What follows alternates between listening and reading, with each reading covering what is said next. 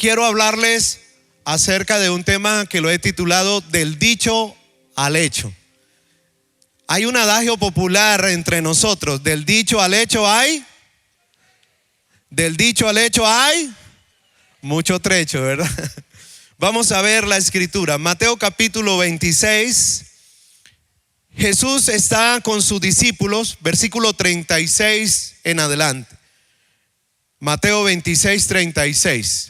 Dice la palabra del Señor: entonces llegó Jesús con ellos a un lugar que se llama Getsemaní, y dijo a sus discípulos: sentaos aquí, entre tanto que voy allí y oro. Y tomando a Pedro, a los dos hijos de Zebedeo, comenzó a entristecerse y a angustiarse en gran manera. Entonces Jesús dijo: mi alma está muy triste hasta la muerte, quedaos aquí y velad conmigo. Todos nosotros sabemos que Jesús está a las puertas de ser arrestado. En el cumplimiento de la voluntad del Padre, Jesús tendría que pasar por Getsemaní, pero ser arrestado, ser enjuiciado de manera injusta, ser llevado a la cruz. Todos sabemos que Jesús, por las escrituras, venía con un propósito y tenía que cumplir la voluntad del Padre. Cuando me refiero del dicho al hecho, es que no es suficiente con conocer. A veces el conocimiento se torna vano cuando queda solo en esto, en el conocimiento de las cosas. Jesús sabía que él tenía que ser arrestado. Jesús sabía que tendría que entregar su vida en la cruz. Jesús sabía que Judas lo traicionaría, que Pedro lo negaría. Jesús sabía que él tenía que cumplir con la voluntad del Padre. Sin embargo, a veces nosotros, conociendo la voluntad de Dios, una cosa es conocerla, otra cosa es hacerla. Una cosa es que yo sepa que las muchas harinas son perjudiciales para mi salud, otra cosa es que yo lo haga. Una cosa es que yo sepa que la ingesta de bebidas azucaradas es perjudicial para mi salud, y otra cosa es que yo lo haga. No es suficiente con saberlo, tenemos que hacerlo, debemos hacerlo. En el caso de Jesús, Jesús había enseñado a sus discípulos a orar, y en su oración todos sabemos que Jesús enseñó diciendo: venga a nosotros tu reino, hágase tu voluntad. Y cuando de hacer la voluntad de Dios se trata, no es suficiente saberla, no es suficiente solo con conocer lo que Dios dice. Hay que vivirlo, hay que hacerlo, hay que practicarlo. Jesús sabía que en la voluntad del Padre él tendría que entregar su vida.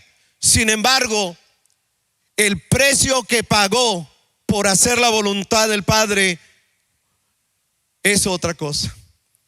Jesús está a las puertas de hacer, culminar, encerrar el tiempo aquí en la tierra. Jesús está a horas de entregar su vida, de cumplir con el propósito del Padre. Y sin embargo, pagó un precio. Hay tres aspectos que quiero hablarles en esta mañana del precio que se paga por hacer la voluntad de Dios. Tres aspectos, hay más, pero quiero compartir tres aspectos interesantes que veo en la escritura con respecto a Jesús. El ejemplo 1A por excelencia. Siempre será Jesús nuestro mayor referente. Dije que Jesús siempre será nuestro mayor referente. En todo, en todo. Como ministros, como líderes, como pastores, como personas que amamos a Dios, creo que todos estamos de acuerdo. Convengamos que todos estamos de acuerdo en hacer la voluntad del Padre. Convengamos hoy, en esta mañana, que todos de alguna manera hemos entendido ¿Qué es lo que Dios quiere con respecto a mi vida y el propósito que Él tiene en mi vida y a través de mi vida para otros? Estemos de acuerdo en que nosotros conocemos la palabra, hemos estudiado la palabra, predicamos la palabra, conocemos la voluntad. Pero una cosa es conocer la palabra y otra cosa es vivir la palabra. Ahora, Jesús llega al Getsemaní. Mire el escenario. A sus discípulos les dice: quédense aquí, siéntense y yo voy a orar. Pero luego el pasaje dice que tomó a Pedro, a Juan y a Jacobo o Santiago, 3 de sus más allegados discípulos, y los tomó aparte y les dijo. ¿Qué les dijo? ¿Qué les dijo? Comenzó a entristecerse y angustiarse en gran manera y les dijo: mi alma está muy triste hasta la muerte, quedaos aquí y velad conmigo. Oh, escúcheme, Jesús está viviendo y experimentando algo que jamás había experimentado en su vida. Está a punto de beber la copa de la ira del Dios eterno, del Padre, producto de los pecados de la raza humana. No tanto era su muerte física, pero sí cargar sobre él los pecados de toda la raza humana, aunque él mismo nunca había pecado. Y ahora Jesús está a punto de beber el castigo por el pecado, morir por el pecado, aun cuando él nunca pecó.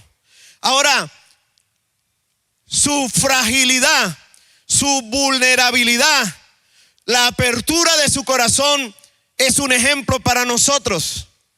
Abre su corazón a sus 3 más allegados discípulos y les dice: mi alma está muy triste hasta la muerte. Lucas, hablando de este mismo pasaje, dice que la situación de Jesús era tan llena de agonía que su sudor eran como grandes gotas de sangre. Lucas, que era médico, entendía de alguna manera y lo graficó, lo representó de manera simbólica cuando habla de la agonía de Jesús en el Getsemaní. Pero ¿qué es lo que hay? ¿Cuál es el precio de hacer la voluntad de Dios? Número 1, posponer nuestros sentimientos y deseos. Escuche lo que le digo: posponer nuestros sentimientos y deseos. Si queremos hacer, no conocer, entienda, hacer la voluntad de Dios, debemos aprender a posponer nuestros sentimientos y deseos. Jesús estaba en agonía, su corazón estaba triste, su alma estaba angustiada, y sin embargo, no por eso dejó de cumplir con la voluntad del Padre. Sin embargo, no fue una excusa para dejar de hacer la voluntad del Padre. Al contrario, verbalizó, pidió ayuda, dijo: oren conmigo, velen conmigo, intercedan conmigo, Pedro, Juan y Jacobo. Escúcheme, posponer nuestros sentimientos es algo que debemos aprender, principalmente nosotros que estamos saliendo de una pandemia, pero ahora estamos enfrentando otra pandemia, la pandemia de los sentimientos y las emociones. Personas en crisis de pánico, personas llenas de angustia, de ansiedad, personas que están al borde del colapso total. Y nosotros, los líderes, los ministros, no estamos ajenos. Dije que nosotros no somos ajenos. Ansiedad, angustia, depresión. Jesús estaba en agonía, estaba triste, angustiado, pero él verbalizó, él pidió ayuda: oren conmigo. Jesús se mostró vulnerable. A veces tenemos un falso concepto que el líder, el obrero, el pastor, él es intocable, él es inmarcesible, que él no puede ser afectado. Y eso es falso, falso de toda falsedad. A nosotros también nos tocan las emociones, también es parte integral. Hoy, una de las grandes preocupaciones de los ministerios y del liderazgo es encontrar líderes sanos emocionalmente. Hay líderes que están enfrascados y enredados. Nosotros mismos, no importa si el líder en la iglesia en general, enfrascados, encerrados, amarrados, como quiera que usted lo quiera mencionar. Escúcheme, presos de la ira, del enojo, de la amargura, del resentimiento. Y Pablo, entendiendo eso, habla de terminar la carrera con gozo. Y el ministerio que recibí del Señor, hay que terminarlo ¿cómo? Con gozo. Diga conmigo, con gozo. Dígalo otra vez, con gozo. Pero escúcheme, terminar. Porque una cosa es empezar. Y empezar bien no es una garantía de terminar bien. Yo puedo empezar bien, pero en el camino puedo perder el foco, puedo perder el enfoque, puedo perder la intención, puedo perder el hacer la voluntad de Dios, aun cuando puedo empezar bien. Ezequías empezó bien, buscando a Dios, pero terminó mal. Y los últimos 15 años que Dios le dio por la oración que él hizo, no los vivió en plenitud de vida para Dios. Porque una cosa es empezar bien y otra cosa es terminar bien. Y en el camino hay emociones, hay sentimientos. Jesús está a punto de terminar la voluntad, de encerrar el ciclo de su vida en la cruz, de su vida, aquí en la tierra, e ir a la cruz y cumplir y decir consumado es. Él está ahora de decir consumado es. Es decir, la voluntad de mi Padre se cumple. Y yo no sé cómo haya venido tú en esta mañana, pero le digo, para hacer la voluntad de Dios debemos posponer los sentimientos y deseos. Jesús, mira lo que ora, mire la oración de Jesús en el Getsemaní. Padre, si es posible, pasa de mí esa copa. Pero luego dice, pero no sea como yo quiero, sino como tú. No como yo deseo, sino como tú. Una cosa es lo que yo quiero, lo que deseo. Estoy en lucha, pero yo entiendo que hay que hacerlo. Hay que cerrar el ciclo. Tengo que terminar bien. Y aun cuando su misma oración es agónica en el sentido de la aflicción, de las emociones, de la revolución de los sentimientos, él dice, no sea como yo quiero. Diga conmigo, que no sea como yo quiero, como tú, Padre. Quiero hacer la voluntad. Segundo, además de posponer nuestros sentimientos, debemos aprender a mantener una vida de oración y dependencia de Dios. Escuche, no solamente posponer, sino mantener nuestra relación íntima. Jesús en el Getsemaní pidió oración. Primero dijo, voy a orar a los 12. Luego llamó a 3 y le dijo, oren conmigo. Y lo posterior a eso fue la oración incesante. 1, 2 y 3 veces. 1, 2 y 3. Y cada vez que regresaba, ¿cómo estaban sus discípulos? Estaban durmiendo porque ellos estaban cansados. Estaban agotados, dice el texto bíblico. Sin embargo, escúchame, no por eso dejó de orar al Padre, de pedir al Padre. Tan cierto fue que su oración se intensificó. Cuanto más agonía sentía, más intensamente oraba. Lucas dice de ese pasaje, cuanto más agonía Jesús sentía, más intensamente oraba, más oración. Escúcheme, nosotros no es que no oremos, pero mantener una vida de oración, una disciplina de oración no es con nosotros. Somos carentes de la intimidad de una vida de oración. Dios nos está llamando la atención y hay que hacer una lectura correcta como nuestro pastor nos lo ha enseñado. Hagamos lectura correcta de lo que Dios está hablando para este tiempo. Dios nos está llamando la atención a través de todo lo que está pasando para volver al principio, volver a la senda antigua. Más oración, más intimidad, más búsqueda, más dependencia del reino de Dios. Escúcheme, si de hacer la voluntad de Dios se trata, solo no vamos a poder. No somos autosuficientes. Por eso el llamado de atención a Pedro. Por eso el llamado de atención a Pedro. ¿Qué le dijo Jesús cuando volvió su segunda vez de orar? Pedro, ni una hora.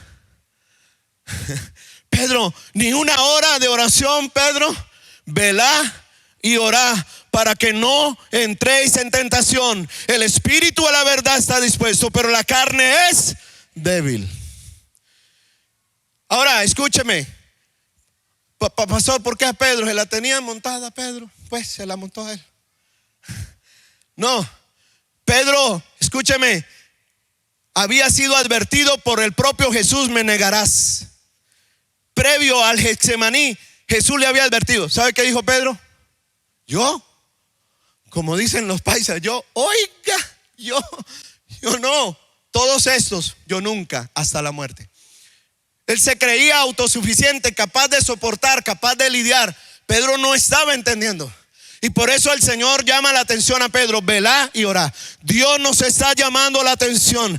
Y cuando digo que Jesús pospuso su sentimiento y deseo, es porque aunque Él estaba en agonía, aunque Él estaba afligido, aunque su alma estaba entristecida, dio una pausa para ahora mirar a Pedro y corregir a Pedro y decirle: Pedro, ahora se está preocupando por su discípulo, por su líder. Ahora está hablando a Pedro y diciendo: Pedro, es necesario que usted se mantenga en la línea de la oración, de la intimidad con mi Padre. Jesús fue un referente, sí o no, de oración.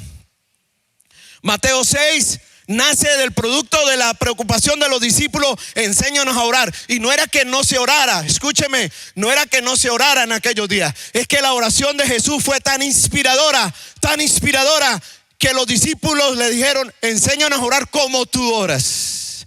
Jesús fue un referente de oración. Y en la oración enseñó que se haga la voluntad, que se establezca tu reino. Tú y yo debemos entender que en este tiempo debemos mantener una vida de oración y dependencia de Dios. Tercero y último, termino con esto. Además, escúcheme, de posponer nuestros sentimientos y deseos para hacer la voluntad de Dios, y es el precio que se paga. Además de mantener una vida de oración y dependencia de Dios, tercero, reconocer y aceptar los padecimientos. Por causa de Cristo se padece. Pablo le escribe a la iglesia de Filipo: os es concedido a causa de Cristo no solo que creáis en Él, sino que padezcáis por Él. Pablo le escribe a Timoteo diciendo que los que quieren vivir piadosamente en Cristo padecerán persecución. El padecimiento es parte del proceso, pero a veces queremos negar el padecimiento. Y es porque tenemos un falso concepto con respecto a la voluntad de Dios. Muchos de nosotros pensamos y decimos, y esa es una falacia: si yo estoy haciendo la voluntad de mi Padre, todo va a ir bien. Si yo estoy haciendo la voluntad de Dios, a mí todo me va a salir sobre ruedas. Si yo estoy haciendo la voluntad de Dios, todo va a marchar viento en popa. Falso de toda falsedad. En algunas ocasiones Dios nos va a pasar por el proceso como pasó a Abraham. Y Dios mismo nos va a probar en la fe. Dios mismo nos va a probar en la obediencia, en la paciencia. Pablo entendió esto. Pablo lo comprendió y fue claro y lo tenía claro en su corazón. Escúcheme, reconocer los padecimientos. ¿Sabe por qué le digo? Porque el pasaje bíblico dice que aunque él pidió oración, ellos no oraron, ellos estaban cargados de sueños. Sin embargo, la última vez que vino, la tercera vez, dijo: bueno, descansen ya, tranquilos, nada de nervios, pueden descansar. Pero les dijo: ve, se acerca el que me entrega. Ya venía el arresto, ya aceptó. Él está haciendo una aceptación. Y además, quiero que lea conmigo este pasaje, por favor. Mientras todavía hablaba, versículo 47, mientras todavía hablaba, vino Judas. ¿Quién vino? Judas, uno de los 12, y con él mucha gente, con espada, con palos, de parte de los principales sacerdotes y los ancianos del pueblo. Y el que lo entregaba les había dado la señal, diciendo: al que yo besare, ese es, prenderle. Y enseguida se acercó a Jesús y le dijo: salve, maestro. Y le besó. Y Jesús le dijo: amigo. ¿Cómo lo llamó Jesús? Amigo.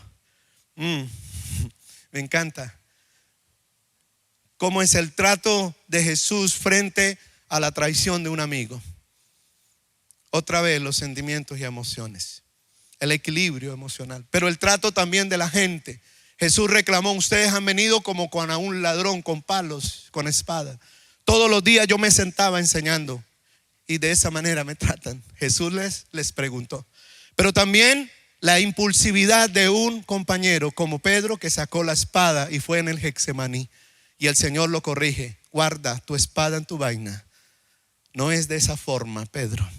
¿Tú no crees que si yo pediría, Dios no me daría legiones? El Padre no me daría. Él lidió con los padecimientos. Escúcheme, la traición de un amigo, la crueldad de un conocido y la impulsividad de un compañero. Todo eso está ahí en el pasaje. Judas, la gente y el mismo Pedro. Pero el Señor, esos padecimientos, esas circunstancias adversas, lidió con cada uno de ellos. ¿Sabe qué dice la Escritura al respecto de eso? David dice: no me afrentó un amigo, lo cual habría soportado, ni alzó contra mí el que me aborrecía, porque me hubiera ocultado de él. Sino tú, hombre, al parecer íntimo mío, mi guía, mi familiar. David está hablando de la traición de un amigo, de alguien cercano. Jesús lo vivió y lidió con esto. Escúcheme, Salmos 41:9: hasta mi mejor amigo, en que yo confiaba y compartía pan conmigo, me ha puesto la zancadilla. Salmos 41:9.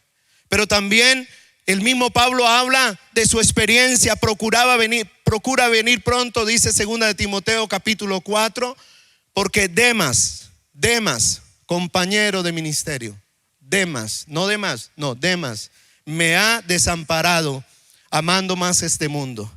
Y luego dice en el versículo 16, dice: en mi primera defensa ninguno estuvo a mi lado, sino que todos me han desamparado.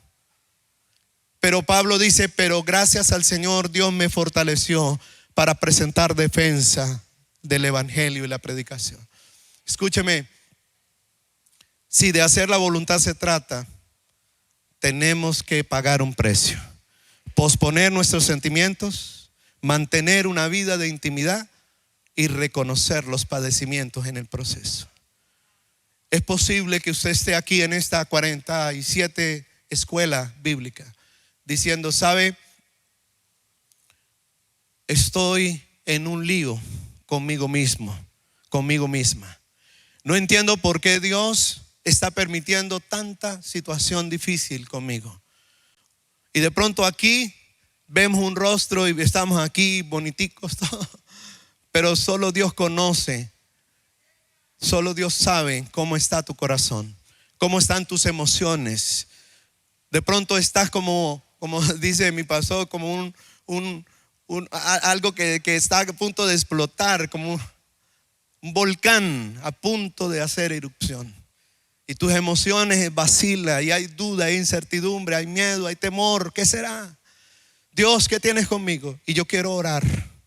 Vamos a orar. Y vamos a decirle: Dios, ayúdame a depender de ti. Yo quiero hacer tu voluntad, no de mi autosuficiencia. Ponte de pie, por favor. Ponte de pie. Y vamos a decirle: Señor, hay una diferencia entre el dicho y el hecho.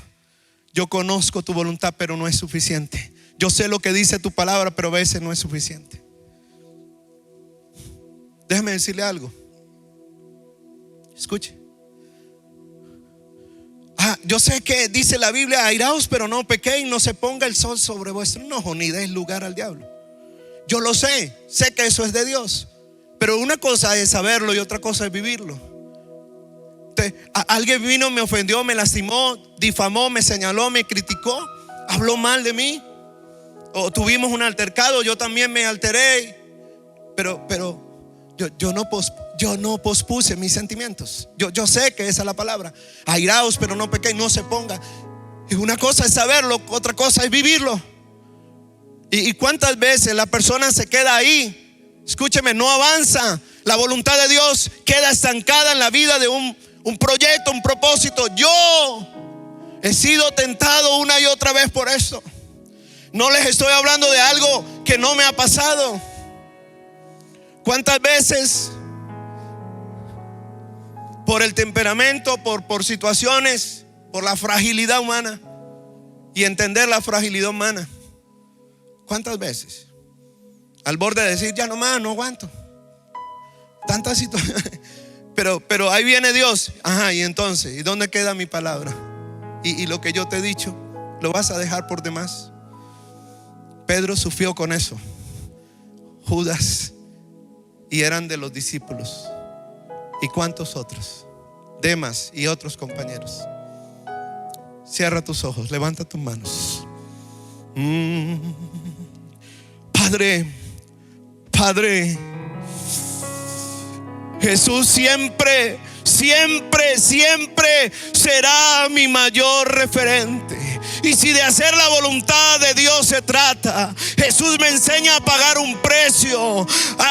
Señor Jesús, gracias por hablarme, gracias por enseñarme, gracias, Padre, por tratar conmigo. Y en esta mañana estoy escuchando tu voz y tú estás hablando conmigo. Giovanni, aprenda a posponer tus sentimientos y deseos. Si no aprendes a entender la fragilidad humana, te vas a detener en mi propósito. Te vas a quedar anclado en resentimiento, en odio, en amargura.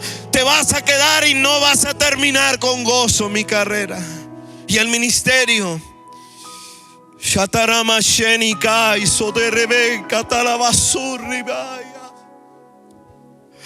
¿Cuántas veces nos falta abrir el corazón? Vamos, mi hermano, dilo con toda transparencia. Abre tu corazón. Jesús fue nuestro ejemplo, diciendo: mi alma está triste hasta la muerte. Abrió su corazón, pidió ayuda, abrió el corazón para 3 de sus mejores amigos, más cercanos amigos, discípulos. Abrió su corazón para decir: mi alma está triste hasta la muerte. Quedaos aquí, velad conmigo. Oh Señor, no es a cualquiera, por supuesto, que abrimos el corazón, pero hoy estamos reconociendo nuestra vulnerabilidad, reconociendo nuestra fragilidad, reconociendo que necesitamos ayuda en las emociones, en los sentimientos. ¿Cuántas veces las emociones nos ganan? ¿Cuántas veces las emociones nos dan la mala jugada y nos quedamos y dejamos de avanzar en el propósito? Vamos, levanta tu mano.